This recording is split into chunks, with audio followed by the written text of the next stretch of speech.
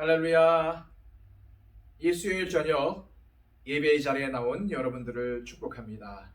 하나님의 평강이 여러분의 삶 가운데 가득하시기를, 충만하시기를 또한 소망합니다. 기도하겠습니다.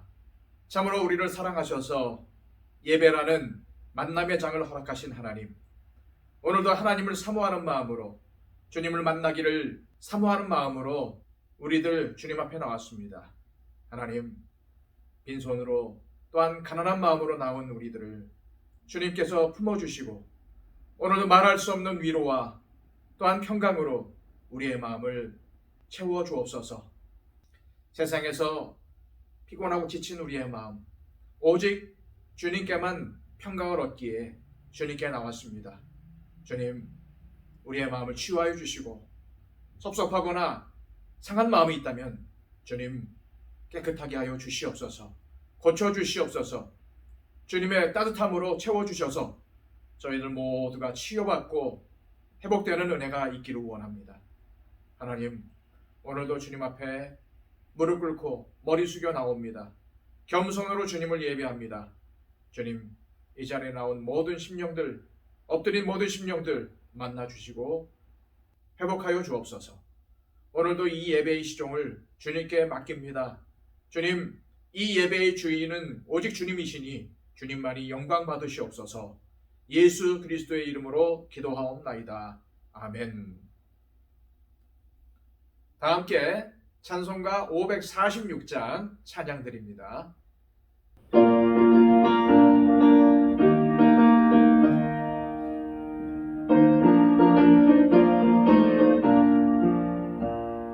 주님 약속하신 말씀 위에서 영원토록 주를 찬송하리라.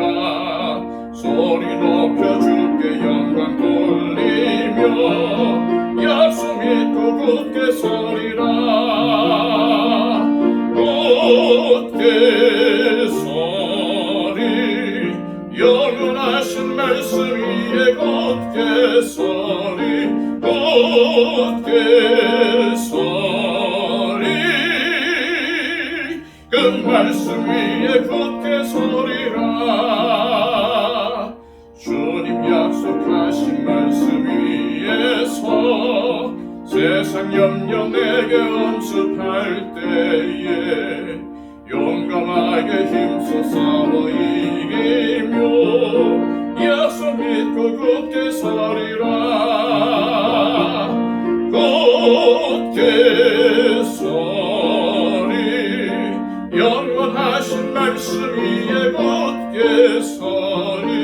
굳게 서리, 그 말씀 위에 굳게 서리라. 주님 약속하신 말씀 위에서 영원하신 주의 사랑 힘입고 성령으로 힘써 싸워 이기며 약속 믿고 굳게 서리라.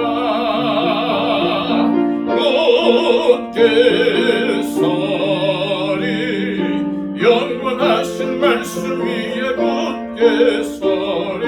굳게 서리, 그 말씀 위에 굳게 서리라. 주님 약속하신 말씀 위에서 성령 인도하는 대로 행하며 주님 품에 항상 안식 얻으며 약속 믿고 굳게 서리라. 굳게 서리, 영원하신 말씀 위에 굳게 서리.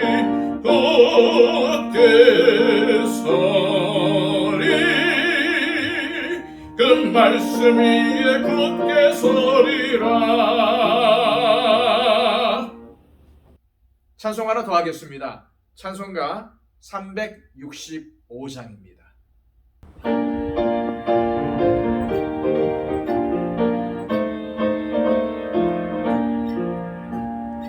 마음속에 근심 있는 사람 주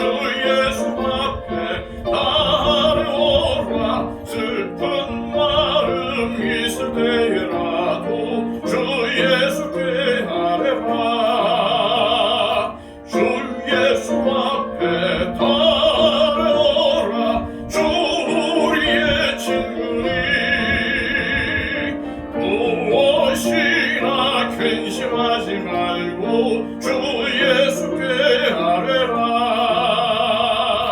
눈물 나며 기쁜 한숨 쉴 때 주 예수 앞에 달려라. 은밀한 죄 내게 있더라도 주 예수께 아뢰라. 주 예수 앞에 달려라. 주 우리의 친구니 무엇이나 근심하지 말고 주 예수께 아뢰라. 괴로움과 두려움 있을 때 주 예수 앞에 달려라. 내일 일을 염려하지 말고 주 예수께 아뢰라. 주 예수 앞에 달려라. 주 우리의 친구니 무엇이나 근심하지 말고 주 예수께 아뢰라. 주님 앞에 겁을 내는 자여 주 예수 앞에 달려라. 하늘나라 바라보는 자여 주 예수께 아뢰라. 주 예수 앞에 달려라. 주 우리의 친구니 무엇이나 근심하지 말고 주 예수께 아뢰라. 이 시간 우리에게 주시는 하나님의 말씀은 신약성경 마가복음 7장 1절에서 23절까지의 말씀입니다. 신약성경 64쪽입니다. 하나님의 말씀입니다. 바리새인들과 또 서기관 중 몇이 예루살렘에서 와서 예수께 모여들었다가 그의 제자 중 몇 사람이 부정한 손, 곧 씻지 아니한 손으로 떡 먹는 것을 보았더라. 바리새인들과 모든 유대인들은 장로들의 전통을 지키어 손을 잘 씻지 않고서는 음식을 먹지 아니하며 또 시장에서 돌아와서도 물을 뿌리지 않고서는 먹지 아니하며 그 외에도 여러 가지를 지키어 오는 것이 있으니 잔과 주발과 놋그릇을 씻음이러라. 이에 바리새인들과 서기관들이 예수께 묻되 어찌하여 당신의 제자들은 장로들의 전통을 준행하지 아니하고 부정한 손으로 떡을 먹나이까? 이르시되 이사야가 너희 외식하는 자에 대하여 잘 예언하였도다. 기록하였으되 이 백성이 입술로는 나를 공경하되 마음은 내게서 멀도다. 사람의 계명으로 교훈을 삼아 가르치니 나를 헛되이 경배하는도다 하였느니라. 너희가 하나님의 계명은 버리고 사람의 전통을 지키느니라. 또 이르시되 너희가 너희 전통을 지키려고 하나님의 계명을 잘 저버리는도다. 모세는 네 부모를 공경하라 하고 또 아버지나 어머니를 모욕하는 자는 죽임을 당하리라 하였거늘 너희는 이르되 사람이 아버지에게나 어머니에게나 말하기를 내가 드려 유익하게 할 것이 고르반 곧 하나님께 드림이 되었다고 하기만 하면 그만이라 하고 자기 아버지나 어머니에게 다시 아무것도 하여 드리기를 허락하지 아니하여 너희가 전한 전통으로 하나님의 말씀을 폐하며 또 이 같은 일을 많이 행하느니라 하시고 무리를 다시 불러 이르시되 너희는 다 내 말을 듣고 깨달으라. 무엇이든지 밖에서 사람에게로 들어가는 것은 능히 사람을 더럽게 하지 못하되 사람 안에서 나오는 것이 사람을 더럽게 하는 것이니라 하시고 무리를 떠나 집으로 들어가시니 제자들이 그 비유를 묻자온대 예수께서 이르시되 너희도 이렇게 깨달음이 없느냐? 무엇이든지 밖에서 들어가는 것이 능히 사람을 더럽게 하지 못함을 알지 못하느냐? 이는 마음으로 들어가지 아니하고 배로 들어가 뒤로 나감이라. 이러므로 모든 음식물을 깨끗하다 하시니라. 또 이르시되 사람에게서 나오는 그것이 사람을 더럽게 하느니라. 속에서 곧 사람의 마음에서 나오는 것은 악한 생각, 곧 음란과 도둑질과 살인과 간음과 탐욕과 악독과 속임과 음탕과 질투와 비방과 교만과 우매함이니 이 모든 악한 것이 다 속에서 나와서 사람을 더럽게 하느니라. 아멘. 예수님이 가장 싫어하셨던 것이 바로 위선적인 태도였습니다. 위선은 겉과 속이 다른 이중적인 태도로 속은 완전히 썩어 있음에도 겉으로는 아주 의롭고 선한 척하는 모습을 말하죠. 성경에는 외식이라는 말로 사용됩니다. 예수님은 외식하는 자들을 늘 지적하고 꾸짖으셨습니다. 오늘 본문을 보면은 바리새인들과 서기관들이 예루살렘에서 옵니다. 이들이 예루살렘에서 갈릴리 지역까지 그 먼 거리를 한 걸음에 달려온 이유가 무엇일까요? 바로 예수님이 하시는 일들을 감시하기 위해서였습니다. 쉽게 말해서 바리새인들과 서기관들은 예수님을 고소할 명분을 찾기 위해서 그 멀리서 와서 예수님과 제자들을 아주 유심히 관찰하고 있었습니다. 그러다가 제자들 중 몇 사람이 부정한 손, 곧 씻지 않은 손으로 떡을 먹는 것을 보고는 옳았구나 하며 예수님께 따집니다. 5절 말씀입니다. 이에 바리새인들과 서기관들이 예수께 묻되 어찌하여 당신의 제자들은 장로들의 전통을 준행하지 아니하고 부정한 손으로 떡을 먹나이까? 유대인들에게 있어서 율법하면 원래 두 가지의 의미입니다. 첫째는 십계명이고 둘째는 모세오경, 즉 창세기, 출애굽기, 레위기, 민수기, 신명기를 율법이라고 불렀습니다.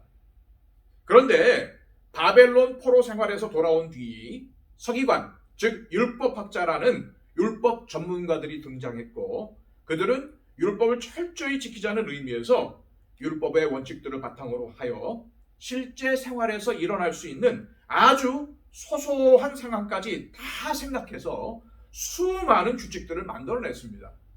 그리고 이러한 규칙들은 문자로 기록되기 전까지는 입에서 입으로 전해져 오고 있었는데 바로 그렇게 입에서 입으로, 즉 구전으로 전해져 오던 것들이 바로 장로들의 전통입니다.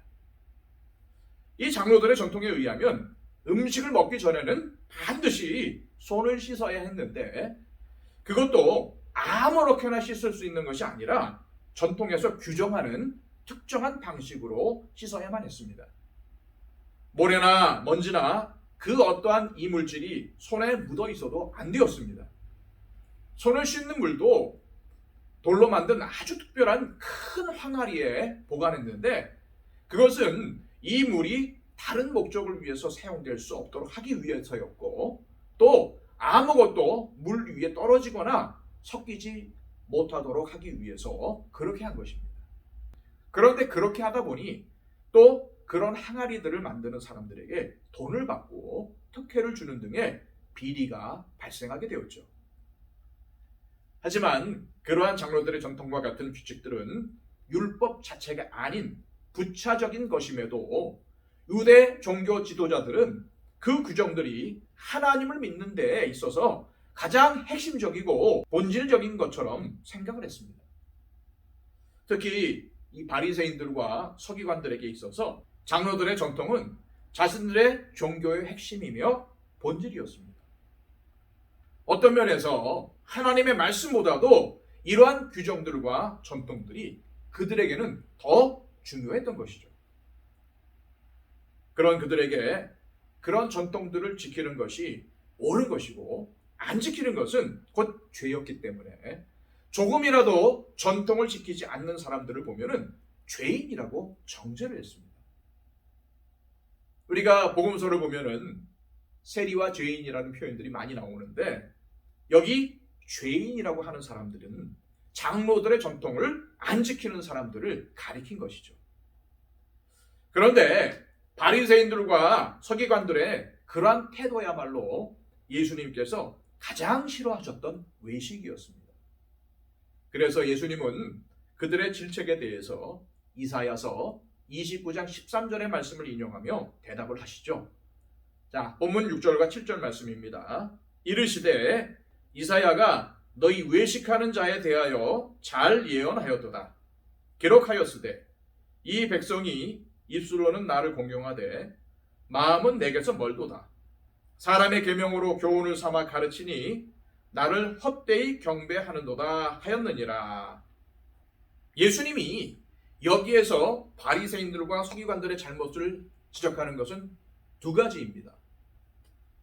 첫째는 그들의 이중성과 위선, 즉 외식입니다. 예수님께서 여기에서 지적하시는 것은 그들이 겉으로는 자기 조상들이 만들어 놓은 온갖 규칙들을 다 지키는 것 같지만 그러한 행위가 결코 하나님이 기뻐하실 만한 것이 아니라는 것입니다. 20세기 초 독일에서 아주 경건한 사람이 지도자가 되었습니다. 그는 언제나 이야기할 때에 하나님이 내려주시는 하늘의 복과 교회의 신앙 고백들에 대해서 말했고 그 내용들은 그가 이끄는 새 정부의 핵심 내용이 되었습니다.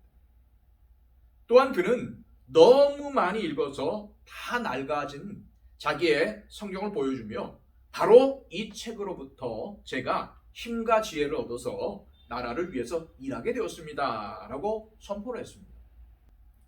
수많은 사람들이 바로 이 사람이야말로 하나님께서 보내주신 위대한 지도자라고 입에 침이 마르도록 칭송을 했습니다. 그런데 이 사람이 누군지 아십니까? 바로 나치 독일의 아돌프 히틀러였습니다. 그는 겉으로는 아주 완벽한 종교인이었습니다. 그러나 그의 속은 하나님과는 너무나도 거리가 먼 사람이었어요. 두 번째는 하나님의 말씀을 저버리고 자신들의 전통을 지키는 것입니다. 자, 8절 말씀입니다. 너희가 하나님의 계명은 버리고 사람의 전통을 지키느니라. 바리새인들은 하나님의 말씀이 아니라 자기들의 전통에 순종하며 살았습니다. 그들에게 최고의 권위를 가진 것은 하나님의 말씀이 아니라 사람이 만든 전통이었던 것이죠.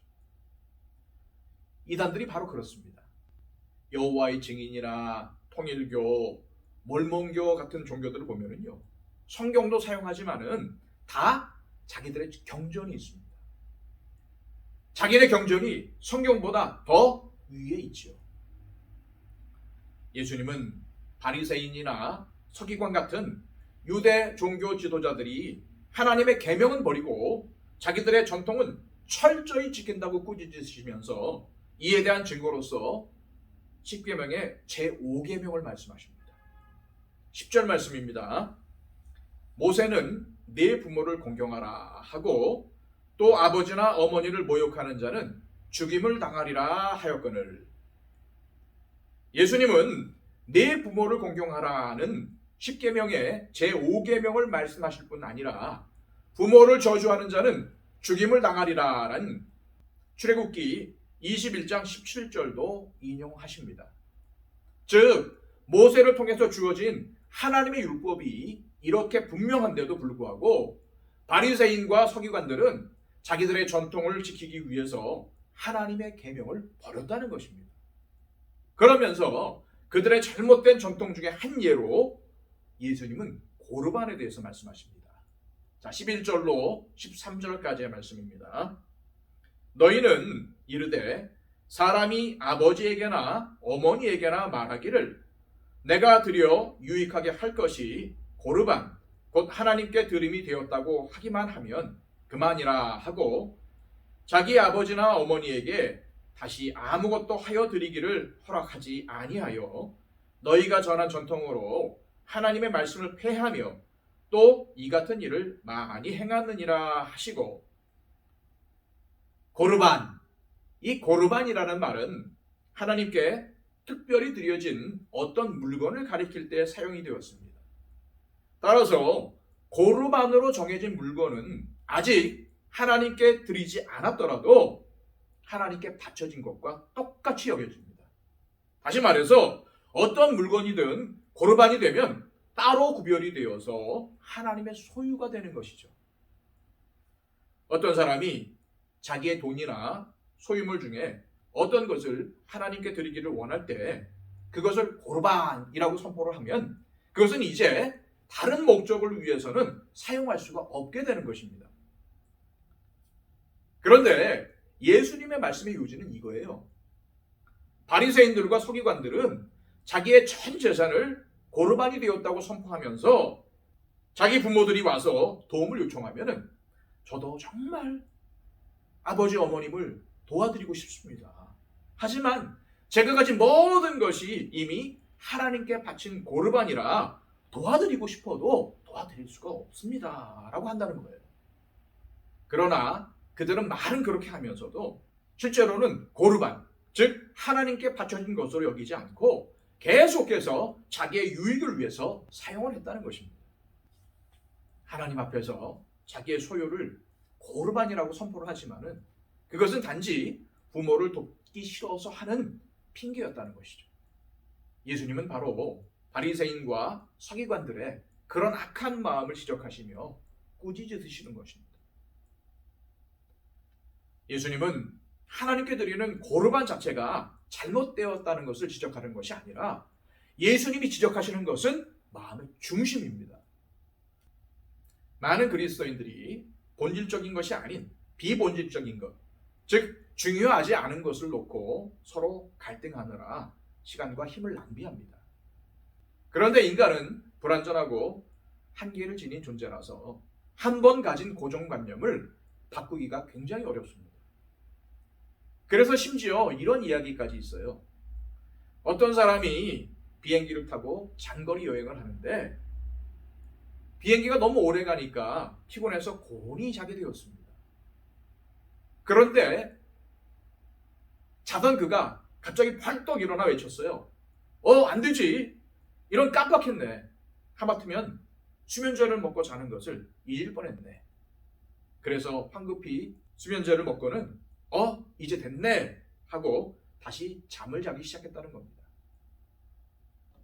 우리 삶에는 왜 하는 건지도 모르고 하는 일이 너무 많은 것 같습니다.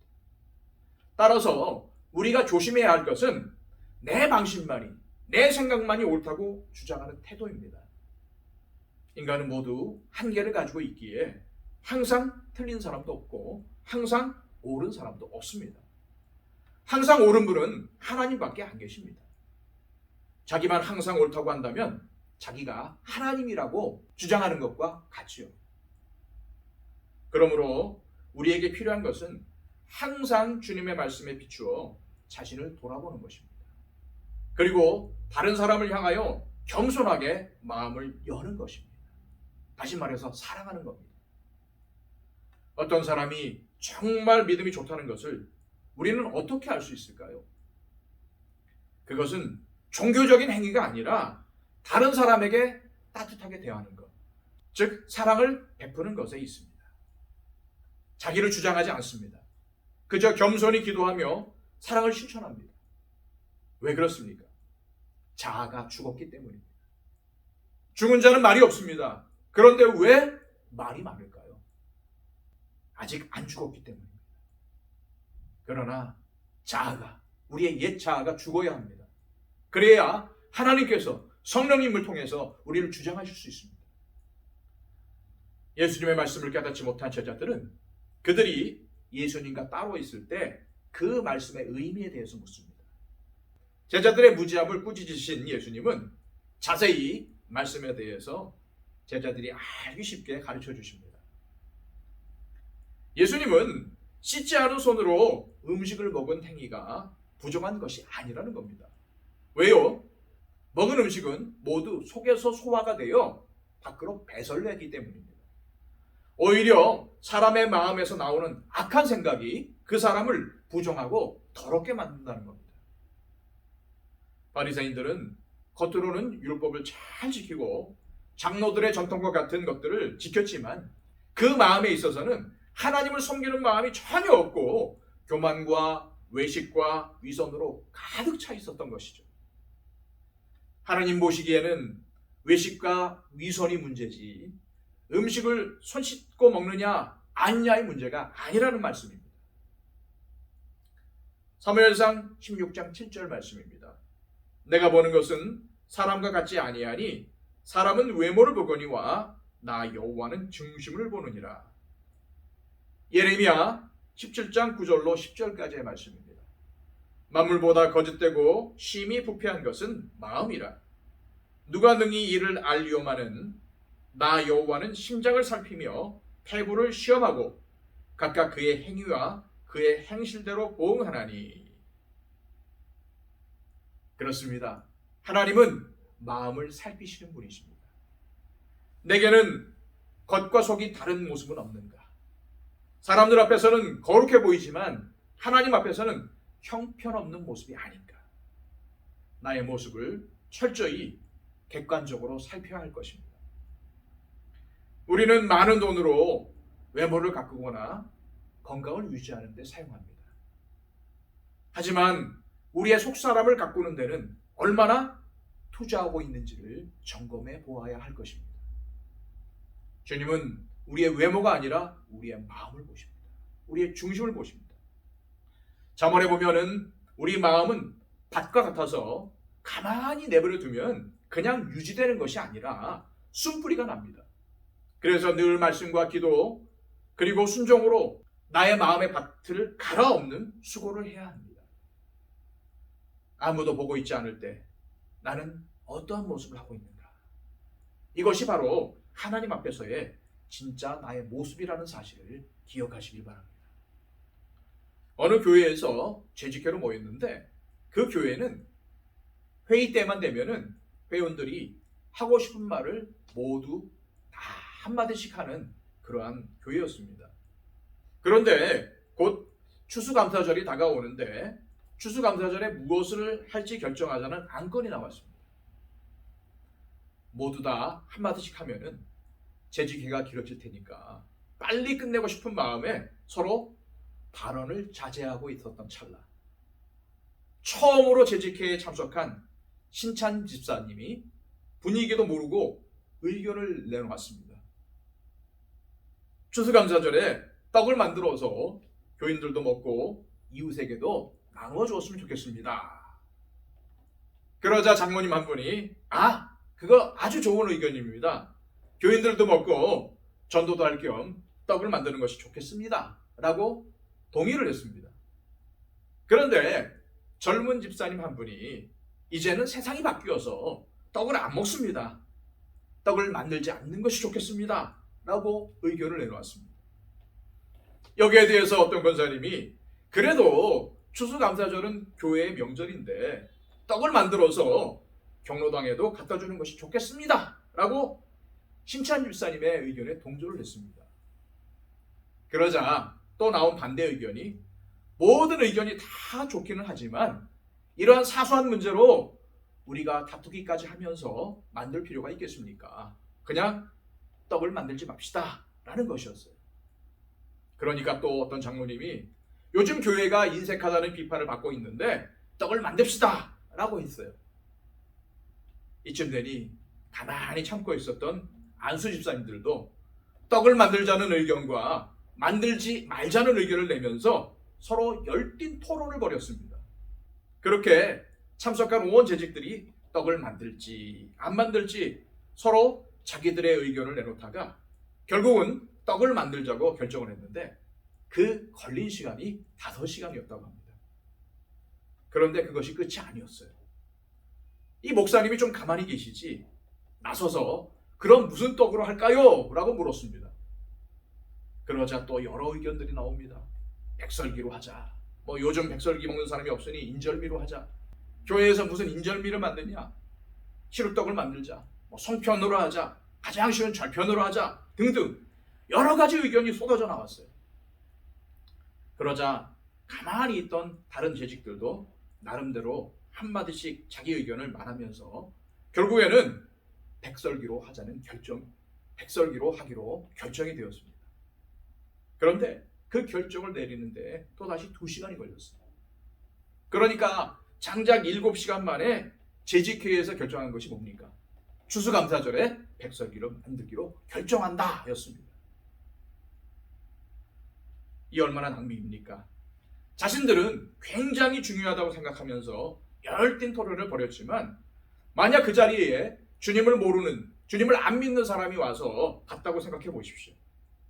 완전히 말도 안 되는 일로 시간과 에너지를 낭비한다고 혀를 차면서 돌아갔을 것입니다. 바로 이러한 것이 전통주의입니다. 예수님께서 꾸짖으시는 것은 전통 그 자체가 아니라 너희의 전한 전통입니다. 즉 하나님 말씀보다 자기 전통, 자기 생각, 자기 경험, 자기 방식을 더 중요하게 여기는 태도를 우리 예수님께서 꾸짖으시는 것입니다. 또한 그러면서도 그 전통을 악용해서 자기의 이익을 챙기는 악한 태도를 지적하시는 것입니다. 사랑하는 여러분, 우리가 배격해야 할 것은 전통 그 자체가 아닙니다. 교회 안에 좋은 전통들이 얼마나 많습니까? 그런데 전통주의는 배격해야 합니다. 권위는 좋지만 권위주의는 물리쳐야 합니다. 오래된 것이든 새로운 것이든 하나님의 말씀에 비추어 볼 때에 그것이 옳은 것이라면 과감하게 행할 수 있는 결단력과 지혜가 우리에게 필요합니다. 동시에 열린 마음을 가지고 다른 사람들을 인정해주고 사랑하는 것이 필요합니다. 사랑하는 여러분, 정말 중요한 것은 이것을 하느냐 저것을 하느냐가 아니라 어떠한 마음 자세로 어떠한 마음으로 하느냐입니다. 즉 하나님을 사랑하는 마음과 이웃을 사랑하는 마음으로 하느냐가 중요합니다. 우리가 무엇을 하든지 하나님은 우리의 마음의 중심을 보시기 때문입니다. 그러므로 우리는 우리의 마음을 가꾸기 위해 최선을 다하는 삶을 살아야 합니다. 그것이야말로 하나님께서 우리에게 찾으시는 것입니다. 그렇게 할 때에 우리는 외식하는 자가 아니라 주님 보시기에 아름다운 자가 될 수 있기 때문입니다. 기도하겠습니다. 오늘 말씀을 주신 하나님을 찬양합니다. 또한 하나님께 감사드립니다. 주님, 오늘 말씀을 통해서 하나님의 말씀은 경시하고 자신의 생각, 고집, 전통만을 더 우선시했던 바리새인과 서기관의 외식하는 모습을 통해 나를 비춰보게 하시고 우리의 마음을 보시는, 우리의 중심을 보시는 하나님 앞에서 진실된 신앙의 사람으로 서게 하여 주옵소서. 예수 그리스도의 이름으로 기도하옵나이다. 아멘.